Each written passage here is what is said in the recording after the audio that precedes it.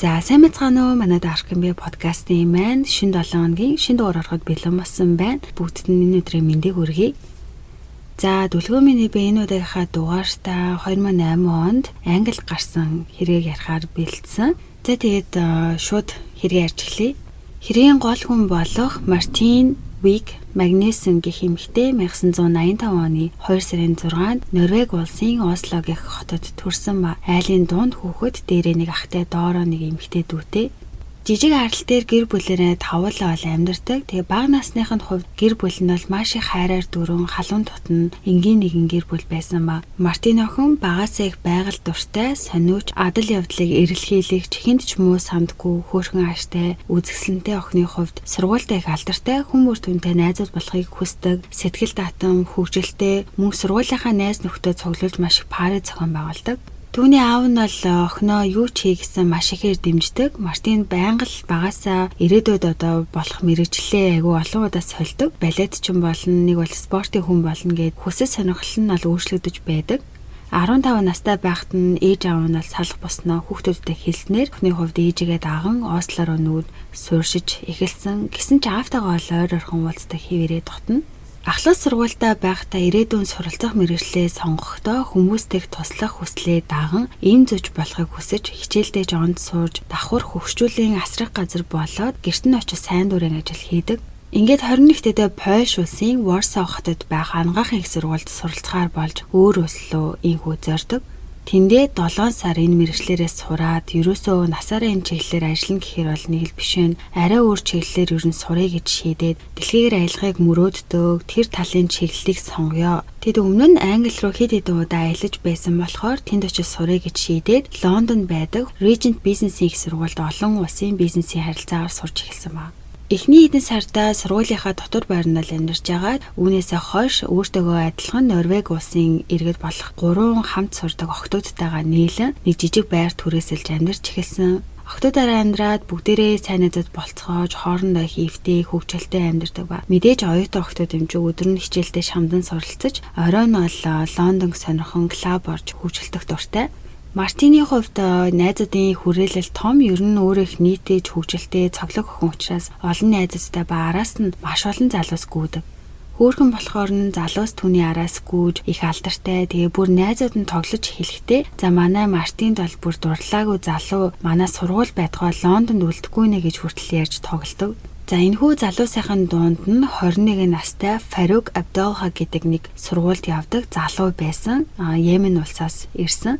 Мартинд бол талтай түүнийг шохоорхож явдаг ч охин бол түүнийг юусоо сонирхдаггүй. Анх нэг нэгэндээ тэр хоёр өөр өөрсдийн хэлээрээ өгнүүд зааж өгч хичээл номны талаар холбогцоор баг багаар найзууд болж сүултээ байнга л нэг нэгнтэйгээ холбоотой мессеж бичдэг. Бүр сайн найзууд болоод 8 сар болсон. Фарук түнд өөрийн амьдралынхаа стресстэй явдаг зүйлсүүдээ ярьж сэтгэлээ уудалдаг, хэцүү асуудлаа түүнд ярилцдаг, дотн ба тэрээр хэлэхдээ гэр бүл нь бол маш баян. Манай аав багаас минь л гэртээ байдаггүй, байнга ажил гээд явцдаг. Бид нэр юусоо дотн биш гэсэн ч намайг амьдралын минь одоо бүхэл зүйлсд хамгийн шилтгэн байх хэрэгтэй гэж үргэлж шамдуулдаг, шүүмжилдэг. Би юу ч хийсэн түүний сэтгэлд бүрэн хүрэхгүй. Зүгээр ч сайн биш, бүр төгс байх хэрэгтэй. Төгс өв залгамжлагч байх хэрэгтэй гэсэн том хүлээлт нь намайг ол бүр үргэлж сэтгэлийн зовнилд унгадаг. Энэ бүхнээс их залхаж байгаа талаараа яриад Мартин ч үүнийг сонсоод өвлийн амралтаараа гэрлүүгээ Норвеги руу ээж дээрээ очиод сургуультай одоо танилцсан нийлдэг найзуудынхаа бүгдийн талаар ярьж байхдаа манай эрэгтэй сайн найз байдаг Фарук гэдэг гэл зургийг харуулад өөрийнх нь хэлж байсныг яриад айгүй хэцүү ер нь ийм асуудлууд байдсан мэлээ хүрх юм гэж найзтай санаа тавьж байгаагаа ээжтэй ингэж айгүй тогтно ярьсан.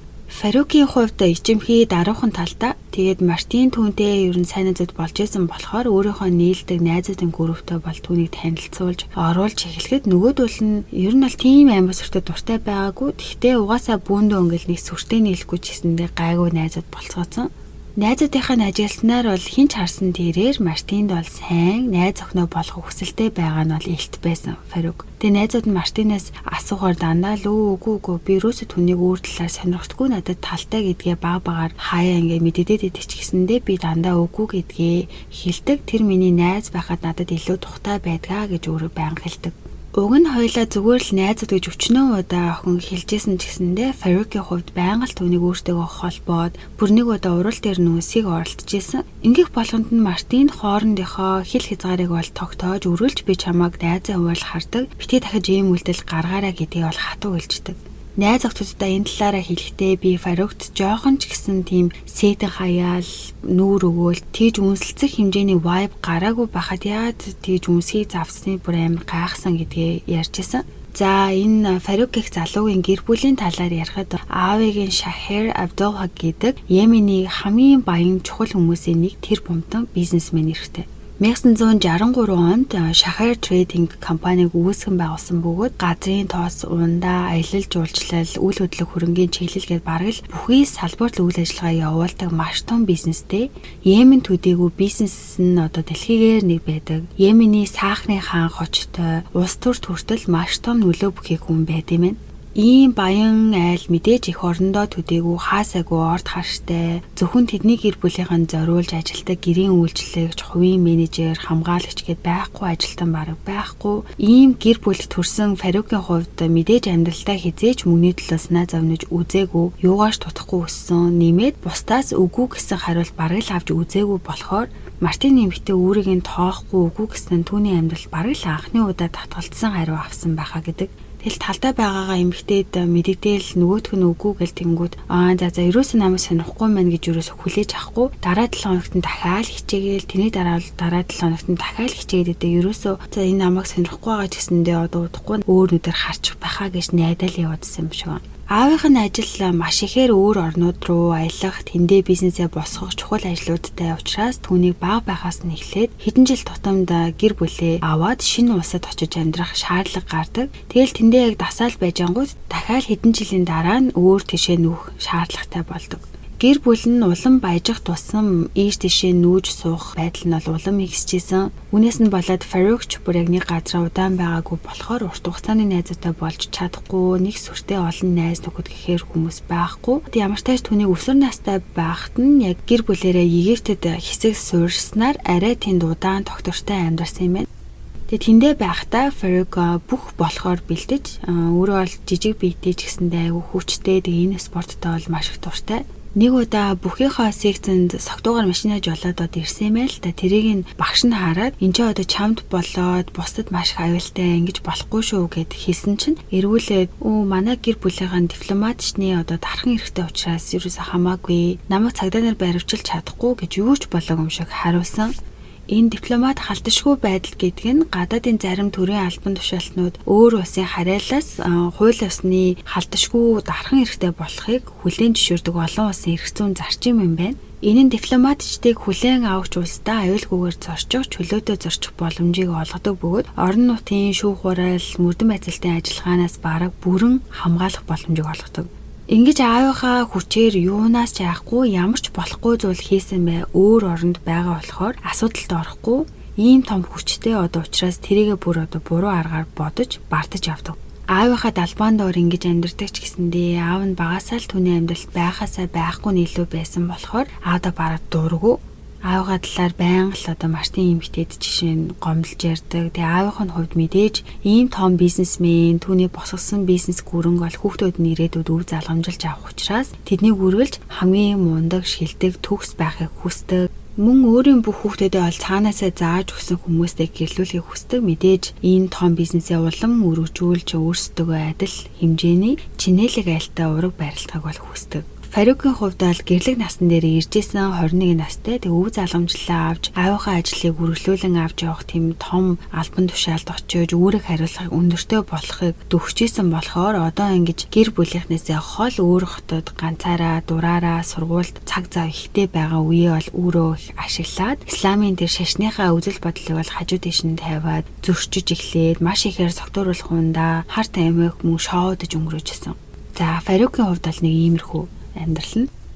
За Мартин эмэгтэй болон тэдний найзууд сургуулийнх нь Лондонгийн хамгийн баян дүрэгт байдаг. Мөнгө төлсөн гишүүнчлэлтэй тэр гишүүд нь л орж болдог. Том одууд хүртэл ордог. Maddox гэдэг ер нь бол элит бар байд юм байна. Тийшээ айгүйх орцгох дуртай мэл да. Тэгээ яг тэр баарны нэлээд ойролцоо Фарук байр худалдаж авсан байдаг. Тэгээд ийм болохоор эдгээр бүүндөө одоо тэр баар руу орж оройжин шоудж агаад тэрийг өргөжлүүлмээр санагдаад нэг газар орж сумаар ах үед Фарук бол дандаа манай гэрлээ өргөжлүүлээд явъя гэж тэднийг уурдаг. Тэр дундаа Фарук Мартины эмэгтэйдээ сайн найзууд байсан болохоор түүнийг манайх руу явж бай гэж нэг бол чи хоноод яв гэдэг. Гэтэ ч гэсэндээ түүнд их хитэгдэг сайн найзууд байсан болохоор зөвшөөрч тэднийх рүү орох үедээ орно, очих үедээ очино. Тэгэл ганцаараа тэдэд хонсон үеж байгаа. Гэтэ ерөөсөө тэр хоёрын хооронд хосууд ашиг тийм харилцаа огт байхгүй. Зүгээр тэдэд хоноол нам унтаад өглөө нь хичээлдээ явах үе хитэд бол байсан.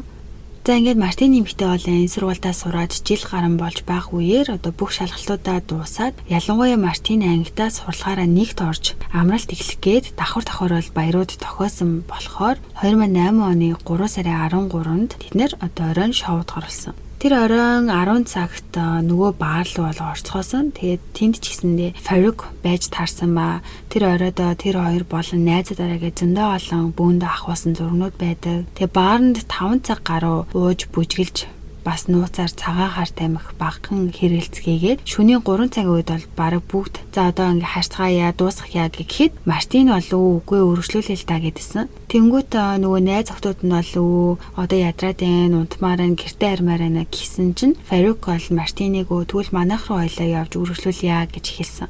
Тэгээ удалгүй найз охтуудыгаа бол таксинд нь суулгаж өгөөд баяртай гэж тэрж үнсээд Фарукын гэрлүү Мартин тэр хоёр гараад явсан ба тэр нь бол баарны хяналтын камерт бол бичигдсэн. За өглөө боллоо. Мартины ханд anirдээ 3 найз охтууд нь сэрээд түүний гэртээ ирээгүй хараад эхэндээ нэг гайхаагүй. Тэгээ яг энэ өдрөөс хэдхэн хоногийн өмнө Мартин гар утсаа алга болгочихсон болохоор ерөөсөө түүндээ холбогдох боломж байхгүй. Тэгээ ямар ч тач тэр өдрөө оройн 4 цаг болтол хүлээгээд ирэхгүй болохоор найзууд нь Facebook руу юу ч гэсэн мессеж очиж үлдээгээд дээрэс нь Фарук руу ч гэсэндээ одоо Мартин зүгээрөө тооёроо хаанаа гэж мессеж бичсэн. Хоёулангаас нь ерөөсөө хариу байхгүй. Оройн октодороо бол нэг газар орж сууна гэдээ айлгуудын ярьчихсан. Тэгээд оройн 7 цагт бас л түүнээс чимээ аниргүй. Айгүй л нөгөө газар шууд очиод бид нартай уулзаж магадгүй юм байна гэж бодоод хүлээсэн бол ирэхгүйсэн болохоор найз охтууд нэг л санагдаад тэр газраа нэг удаан суулгүй гэртээ ирцгээгээд Мартины гэртээ ирсэн байна уу гэдгийг харъя гэсэн боловч тэрээр ирээгүйсэн. Ингээ шууд цаг алдалгүй цагдаад мэдэгдээгээ цагдаа руу заалгаад нэмээд цагдаагийн хэлц дээр нь очиод найзаагаа алга болсон гэж мэдэгдэж ийм охин байдгаа гэж зургийг нь өгөөд тэр зургийнхх нь хойно нь хамгийн сүүлд энэ найзтайгаа тэдний гэрлүү явсан гэд Фарукийн бүтэн нэр болон гэрээ айгийг нь бичээд цагдаад өгсөн. Гэсэн ч цагдаагийн газраас бол эмэгтэй алга болоод дөнгөж 24 цаг л болсон. Залуу хүн оройн шоудаад согтуу нөгөө найзах руугаа явсан гэдгийг сонсоод айгүй бол үргэлжлүүлээд өөр найзтайгаа ч юм уу эсвэл өөр ингээл шоудаа явцсан байлгүй дээ. Гайгүй байлгүй дээ гэд юусоо түүнийг хайж өгдгүү. Ямар ч тач ингэж цагдаад мэдгдснээс 12 цагийн дараа нь бол яг нэг юм 2 цагдаагийн ажилчид тэдний гэртэн нэрж октодоос янз янзын асуулт асууж Мартиныг ирсэн үгүйг бол лавлаж явчаад яг цагдаа нар дөрөвтэй зүйл хийхгүй яваад Мартин нэмэгтэй алга болоод 36 цагийн дараа нь хамт амьдардаг тэр 3 найзууд нь бол бүр яахаа мэдэхгүй шууд Норвег дах ээж аав руу холбогдож бүх байдлаа хэлсэн. Эхлээд Мартины аав болов гайгүй байлгүй дээ, хүрээд ирэх байлгүй дээ, өөр найз мэдтэй уулзсан болов та хэдийн бас мэдгүй хүмүүс ээж магадгүй гэж хэлсэн ч нөгөө найзууд нь ер нь хоёр англи руу хурж ирсэн дээр ахаа цагдаа нар ерөөсөө энэ хэргийг нухацтай хүлээж авч мөрдөхгүй байна. Тэгээ Мартины одоо л ирээгүй байгаа нь айгүй гачирхалтай байна. Хамгийн сүүлд явсан тэр эрэгтэй найз нь байдаг. Ерөөсөө бидэнтэй холбоо барихгүй айгүй сэжигтэй байна гэж хэлэхэд доохны ээж аав нь за үнэхээр одоо ямар нэг зүйл болохгүй эвгүй байгаа мэнэ гэж шууд англи руу нисэхээр шийдсэн.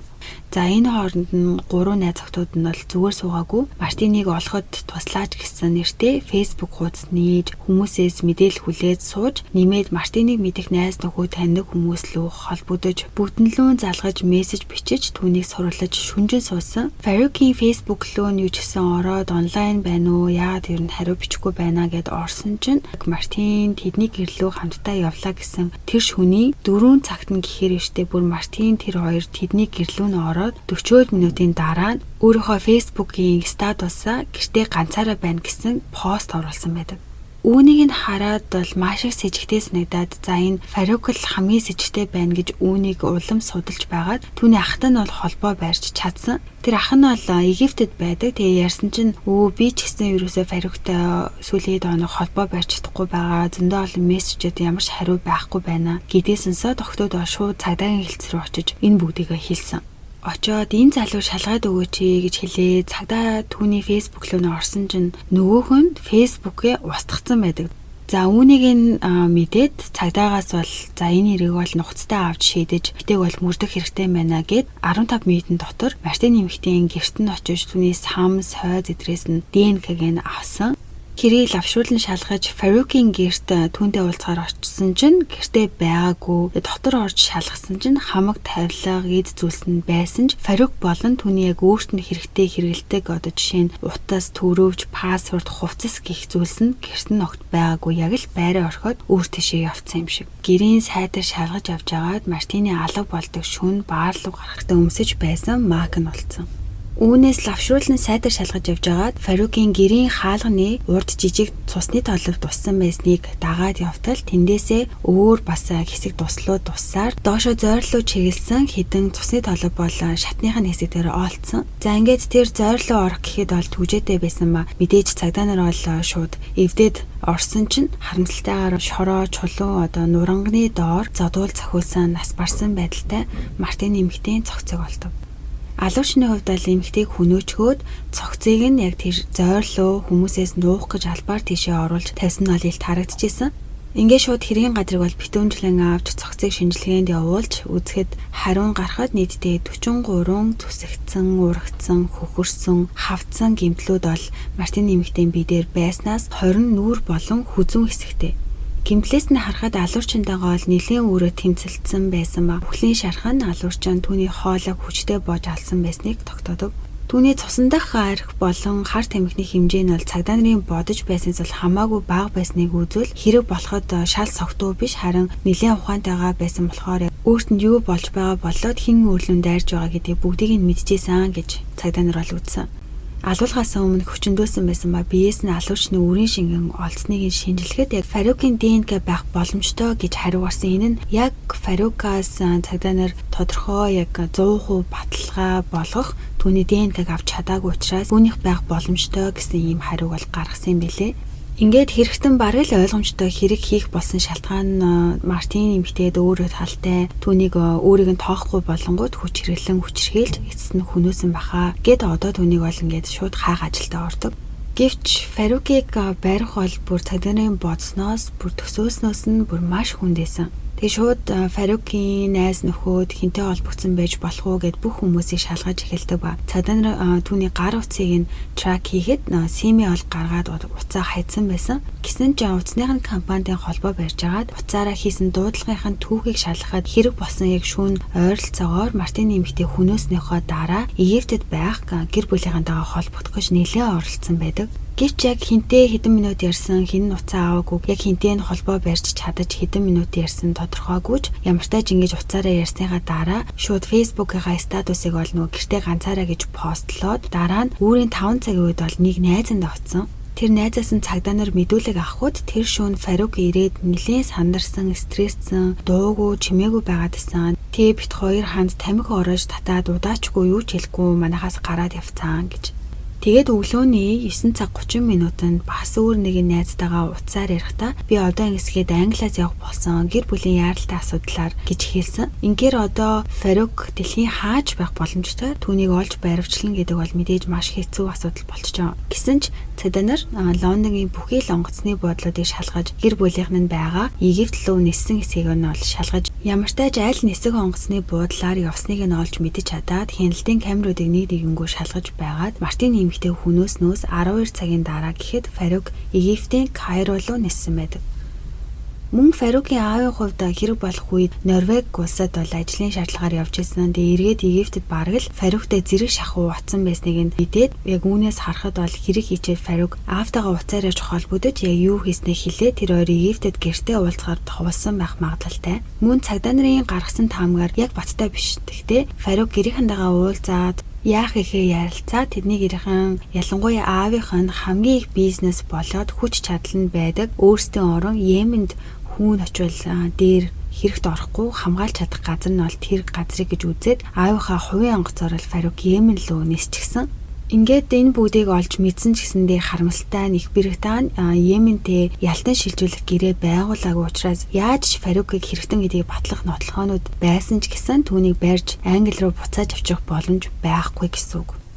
Мартин нэмэгтэй ээж аав бол Йемен улсын засгийн газар руу хүсэлт явуулсан. Тэр нь охиныхоо хэрэгтэн Фарукийг бол эргэж Англи руу авчирч шүүх хуралд оролцож манай гэр бүлд гарсан. Асар том гарц хохирол харамсалтайгаар хүнөөгцөн охины минь хэрэгтэн хийсэн хэрэгээ хүлээлгэхэд туслаач гэж өөрсдийг нь өрөвдөж хүсэлтийг нь магадгүй зөвшөөрөх болов уу гэж найдаж байсан ч тийм зүйл болоогүй. Дээрээс нь Фарукийн аав мэдээж хэвлэл мэдээлэлээр хүүн аллах хийсэн тогтоогдож хэрэгтэн болвол өөрийнх нь бүхий л бизнес болон нэр төргээд маш олон зүйлтэнд хохирол учрна гэдгийг мэдчихсэн учраас тэр бүх хүчээ ашиглан энэ хэрийг бол хавдаар чимээгүй болгохыг бол хүсэж Йемений бүхий л томчуулалтаа уулзаж бол хүүгээ хамгаалах талаар ярилцсаж явсаар Йемений бүхий л хууль хүчний томчуул түүнд юу ч болж исэн хүүгээ Англи руу буцааж явуулахгүй гэдгийг хүртэл амласан. Яагаад гэсэн чинь яг Йемен улсын тухайн үеийн ерөнхийлөгч Фарукийн аав бол бүр маш сайн найзууд байсан мөлий.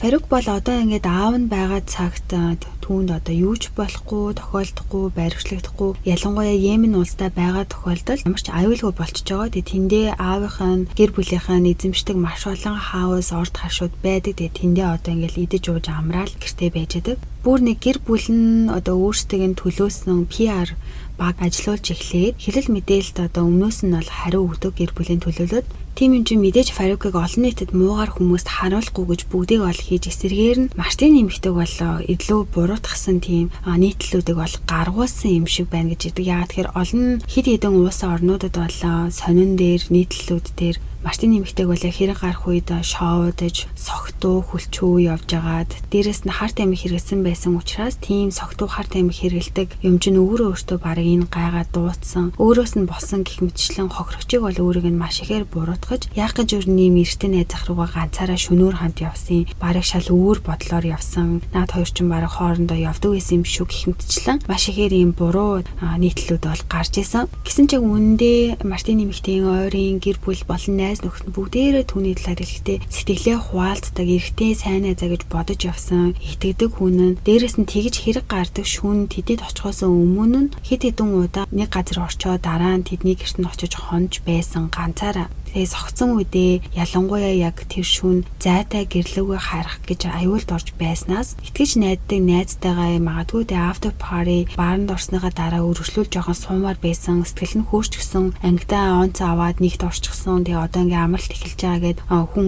залуун хөөрж болно. Тэгээд ингээд очиж хончё гэж ботсон гэдгийг бол бүр нэгч дуртаагүй байж иж түүнийг ингэж буруутгах яг үнэн бодит байдал ямар байсан гэдгийг хүмүүс яг дотны найз нөхөд гэр бүлийнхэнтэй адилхан мэдгүй байж битгий ингэж хийж бол гэр бүлээс нь маш ихээр өмнө эсрэг хариултуудыг өгчээсэн. Фарук бол Йемендээ өөрийгөө нь өмгөөлөх хамгийн үнэтэй лаг гэсэн өмгөөлөгчдөг бол авч ажиллуулж эхэлсэн ба. Аав нь хүүгээ олон өөрсдийн гэсэн тэр хауснуудынхаа хамгийн хүмүүсээс зайтай бүр уулан дунд байдаг тэр байшинда хүүгээ нуугаа тэндээсээ ерөөсө хаашаач гарч болохгүй олон нийтэд харьцахгүй энэ хэрийн талаар юу ч хэлэхгүй тиймэрхүү байдалтайгаар хинтээ ч юм ярьж болохгүй бараг л хорьсон байдалтайгаар бол байлгасан хэсэг. Энэ хооронд нь Англид бол Мартин нэмэгтэй ээж аав нь хөрх охиныхоо хэрэгтнийг эргүүлэн авчрахын тулд чадах бүхнээ л хийж хөөцөлдөж явсаар ямар ч хэрэг гарснаас 4 сар өнгөрсний дараа Английн цагдаа нар бол албан ёсоор Фарукийг хүн амны хэрэгт сэжиглэж байгаа гэж барих тушаалыг гаргасан. Тэгэхээр Фарук Йемен улсаас гарах юм бол баригдах тийм тушаал. Мөн дээрээс нь цаг хугацаа өнгөрөх тусам Мартин нэмэгтэй ээж аав нь эргэж Норвег улс руугаа очоод өөрсдийн орны засгийн газраас тусламж хүсээд Английн цагдаа нар бол чадах бүхнээ хийж байгаа. Харин Норвегийн ард иргэдээс ч тусламж хүсэхэд олон зуун ард иргэд Мартинд шударгаас хэрэгтэй гэж Фарукт эсэргүүцэл зарлаж гудамжаар самбар барин бүр алхацгааж нэмээд өрөвдөл гаргахад 27 мянган ард иргэд бол гарын үсгээ зурж өгсөн юм байна.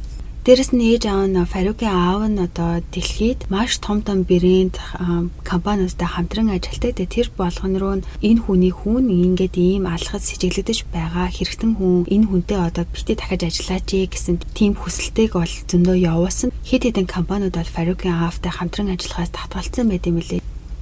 Мөн Мартины ээж аав бол Норвеги улсынхаа ерөнхий сайд руу захаа бичиж болж байгаа бүгдээ хэлэхэд тэдний гэр бүлийнх нь бол тэр ерөнхий сайданд туслахыг хүсэж хөөцөлцөр байгаад Фаругийн аавтай нь бичлэн уулзах болсон өөрөө Йемен рүү нисэж очиод тэр Фаругийн аавтай нь уулзсан чинь учиргүй ихэр татаж уйлаад эхэлсэн ч яг тэр уулзалт дээр дөрвтөө хэргийн талаар ярилцаж яах гэхээ ярилцаагүй дууссан. Үүний дараа дахин хөөцөлцөөр байгаад Фарук болон аавтай нь яг хоёулантай зэрэг уулзгарлсан байгаа яг энэ ерөнхий сайд нь. За тэгэхэд бол Фарук бас л ихэр татан уйлж одоо босон зүйл маш их харамсаж явдаг. Тэг Мартины хөөрхөлөлтэй байна. Би мөрдөн байцаалтанд бол чадах ядгаараа туслана гэж хэлсэн. Тэгэд Мартинтэй учиргүй ингээд сайн найзууд явсан гэсэн хэрнээ ерөөсөө нэрийг дуудахгүй. Дээрээс нь манай найз байсан гэдгээ ерөөсөө ярихгүй. Зүгээр л одоо өөд болооч гэж дуудаад исэн гэдэг.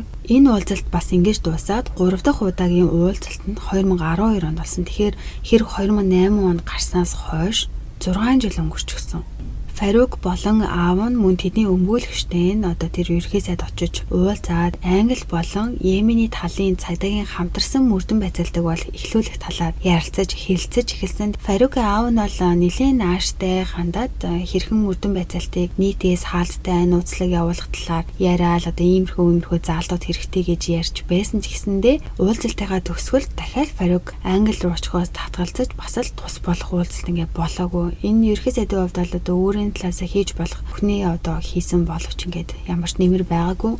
Фарукийн аав Шахер яг түүний үеэл дүүн гэлүүд ямар ч байсан нэг хамаатных нь дүү эмэгтэй нэг хүнд хөнөөгцсөн байл та юм. Тэгээд тэр алуурчных нь гэр бүл нь эдний гэр бүлтэй холбогдоод мөнгө өгөө. Тэгээд яг энэ хэрэг ингээ хаагаад өгөөч гэсэн чинь аав нь одоо тэр бомтон хэрнээ тэдний гэр бүлээс мөнгө аваад хэрийг хааж исэн байна. Энэ хэрэгээс болоод өөрс чигээ Мартины эмэгтэй гэр бүлээ бас мөнгө аваад дуугүй болох болов гэж санал тавьж үзсэн билээ. 50 сая паундыг өгөө гэсэн ч ээж аав нь бол бүр ерөөсөө та нарын цустай хар мөнгө гэж аахгүй яг одоо хэрэгээ шийдгээд үнэхээр охины минь алуурчин бол зүгээр шорондоо гим нүглээ хүлээгээд суу гэсэн хариуг бол өгсөн юм байна.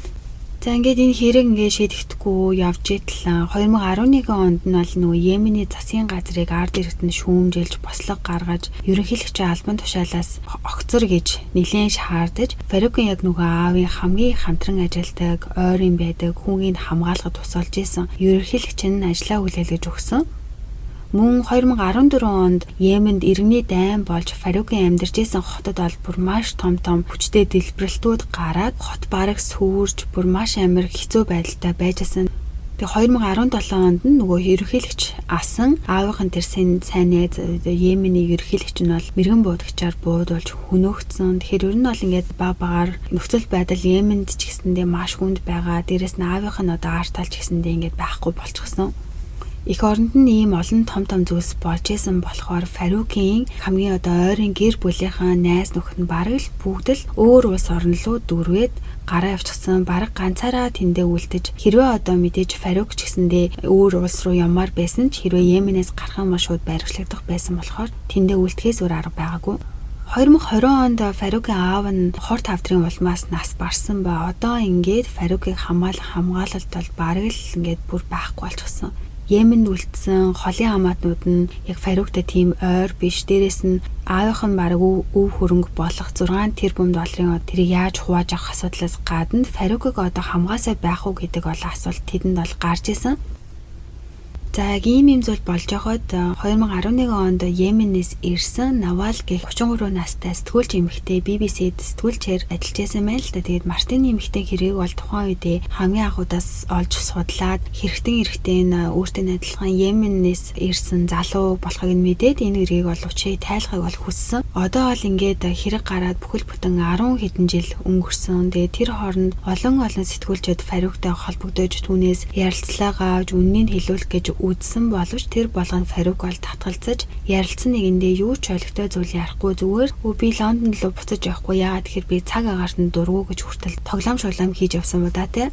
Тиймээс яг энэ сэтгүүлч эмэгтэй түүнтэй яаж холбоо барих вэ гэж бодож ер нь энэ хэрэг дээр яг гол ажлаа болгож аваад мөрдөж эхэлсэн байна. Түүний гэрийнхэн нь Йеменд одоо хүртэл амьдарч исэн болохоор арга сүйгчлсээр Фарукийн нэг найзтай холбогдож түүний яг хаа байдгийг асуусан чинь Фарук ч одоо бүр гэрээсээ ч гардггүй, өөр хүн амьтандайч холбоо барьдаггүй, одоо болтол бүр ингээд баригдахаас сэргийлээд байршлаа байнга сольдог, хаяг нэг нууцладмал байдаг гэж хэлсэн. 10 хэдэн жил олон нийтээс хоол алслагдсан газар ойр дотны хөнгөө найз нөхдөдөө уулзахгүй 20 дахь шахуу ингээ баригдахаас айж амьдарч байгаа Фарук одоо л ингээд аав нас барчсан гэрийнхэн бүгд өөр улсад үүмээ самуун одоо их орноор нь дүүр ингээд бүр маш их ганцаарсан стресссэн хүн байгаа штэ.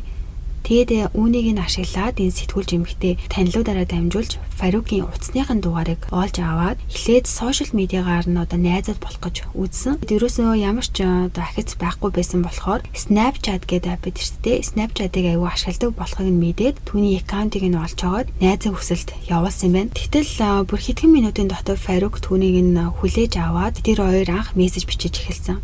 Фарук түүнээс бол чи хаанаас ирсэн бэ гэсэн чинь Йемений одоо яг тэр дүүрэг хот гэж хэлсэн чинь яг өөрөөх нь амьдардаг байсан дүүрэг байсан учраас Фарукийн анхаарлыг бол нэлээд татаж түүнтэй мессеж бичээрсэн. Фарук өөрийгөө танилцуулж 35 настай хувцас хийдэг гэж хэлж эргүүлээд эмэгтэй би BBC-д сэтгүүлч хийдгээ гэдгийг үннээр нь ол хэлсэн. Тэгээ Фарук уг нь бол чи миний харьцаж болох хамгийн сүүлийн хүн ер нь сэтгүүлч хүнтэй харилцаа надад бол болохгүй зүйл гэдгийг мэдсэн ч гэсэндээ харьцаад байсан маа мэдээж нь одоо эмэгтэй хүнтэй бодоо байхын тулд энэ мэтчил нь нэгээ сонирхож мессеж бичдэг болоод 10 хоногийн дараа нь Фарук түнлөө би залуудаа нэг юм хийсэн тэр алдаа байсан би жинхэнэ нэрээ чамд бол хэлсэн тэгээ би одоо UK лөө тэнд босон явдлаас болоод ерөөсөө буцаж явж чадахгүй тийшээ явснаас хойш 14 жил өнгөрсөн байна гэж анх удаа яг Мартин нэмэгтэй хэргийн талаар цохуулгаж мессеж бичсэн. Ийм маягаар энэ хоёр бол 5 сар шахуу өдөр бүр Snapchat-аар мессеж бичсээр нэг удаа тэр хоёр FaceTime-аар уцаар ярьсантай ер нь энэ хоорондоо уулзъя гэж ярьсан. Тэр болгонд нь Фарук бол чи Йемен рүү нисч ирээд манай гэрлөө яг гав ганцаархнаа ингээд орж ирээ гэхэд мэдээж одоо ийм алуурчин хүчрхийлэгч эрэгтэйтэй эмэгтэй очиж уулзахыг хүсэхгүй шүү дээ. Ямар ч тааж аргалж байгаад FaceTime-аар ярьсан чинь Мартин нэмэгтэй хэргийг бол шууд асуусан юм байл та. Тэгээ ер нь би чиний энэ хэргийг чинь нийтэл бичмээр байна. Чи хадад юу босон талаар дэлгэрэнгүй ярих боломж байна уу гэж нэлээд хөвтэйхэн одоо асуусан чинь Фарук одоо түүний гэр бүл надаас одоо юу хүсэж байгааг би ойлгохгүй байна. Тэдний охин айл эдийн нас барччихсан шүү дээ. Одоо ямар хэрэгтэй гэж түүний гэр бүлийнхэнтэй бол би ярилцахыг хүсэхгүй байна. Яагаад тэгэхээр надад үнэхээр одоо хэцүү байх болно гэж хэлсэн. За энэ өдөр болон холбоотой байгаа сэтгүүлч эмэгтэй нүдээр бол Фарук ол хийсэн хэрэгтэй ерөөсө харамссан, гэмссэн шинж бол огт байгаагүй. Хэрэгээ зүгээр л тохиолдол бас осол байсан л гэж яриад байгаа. Үүнийг хараад Навал эмэгтэй бол төсвөлдөө ерөөсө тэсгээ байгаад чи Мартин эмэгтэйг яг яасан би надад үннийг хэлэхгүй бол би чамдаа өргөжлүүлж харьцаатай байхаа болно гэд хэлсэн чинь нийгэм Фарук ярьж эхэлж байгаа. Тэгээ ер нь аль нэг яриад ах юм бол байхгүй би энэ бүгд санамсаргүй болсон явдал зүгээр л секс хийж байгаа тусал гарсан. Би UK илүү эргэж очиж шүүхэд оролцохгүй яа тэгэхээр хуулийн систем өөр.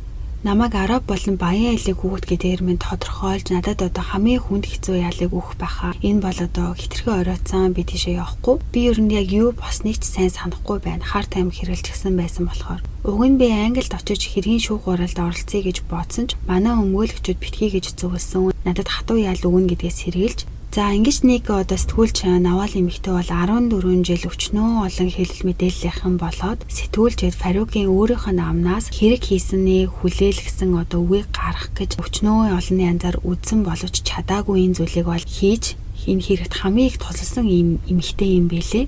Тэг хэдий одоо энэ сэтгүүлчтэй ингэж өөрөө яг санахгүй байгаа. Гэхдээ ямар ч байсан бол би өөрөө хийсэн гэдгийг ингэж хэлсэн мессеж бичсэн ч гэсэндээ тэрээр Йемендээ бол байсан хിവэрэ байгаад тэг 2022 онд бол Англид хэрэг гарах үеэр Фарукийг зүгтахт нь тусалсан гих 60-аад насны нэг эмэгтэй хүнийг ол сэжиглж барих тушаалыг бол Английн цагдаагаас л тухайд гарсан юм байна. За энэ талаар бол хүмүүсийн таамгаар бол энэ Фарукийн ээж нь байхаа гэцгээдэг. Ээжийн хувьд бол хамгийн хайртай хүүхэд нь Фарук гэсэн ээжтэйг бол байнга холбоотой их дотн байдаг. Тухайн үед угаасаа яг ээж автайгаа холбоо бараал өөр улс руу нисээд явсан нь бол ингээд ус тодорхой. Гэтэ энэ ээж нь барих тушаал гарсан ч гэсэндээ бариаг хэлээгүй. Тэгээ одоо яг тэр тал дээр ямар шийдвэр гарсан нь бол тодорхойгүй. Тэгээд өнөөдрийг хүртэл 35 настай Фарук Йеменд хэрэгээ хүлээхгүй хിവэрээ тэндээ нуугдаад гэрээсэж гарахгүй өөр улс руу ч явах боломжгүйгээр ингээд байсаар байгаа.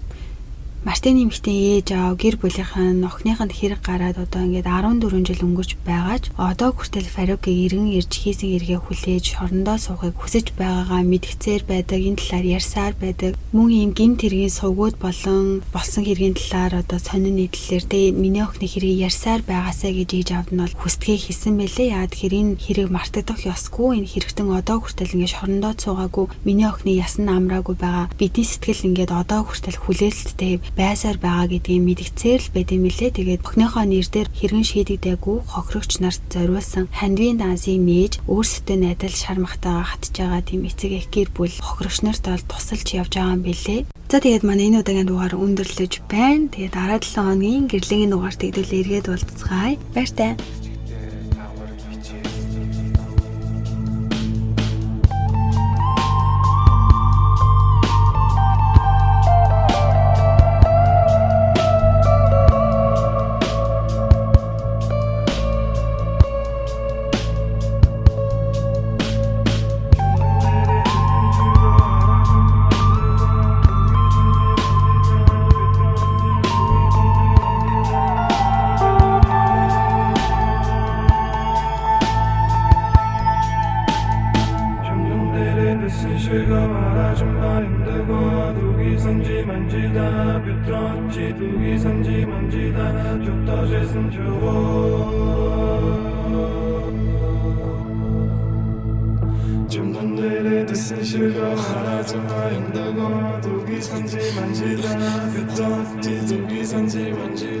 저 떠져선 저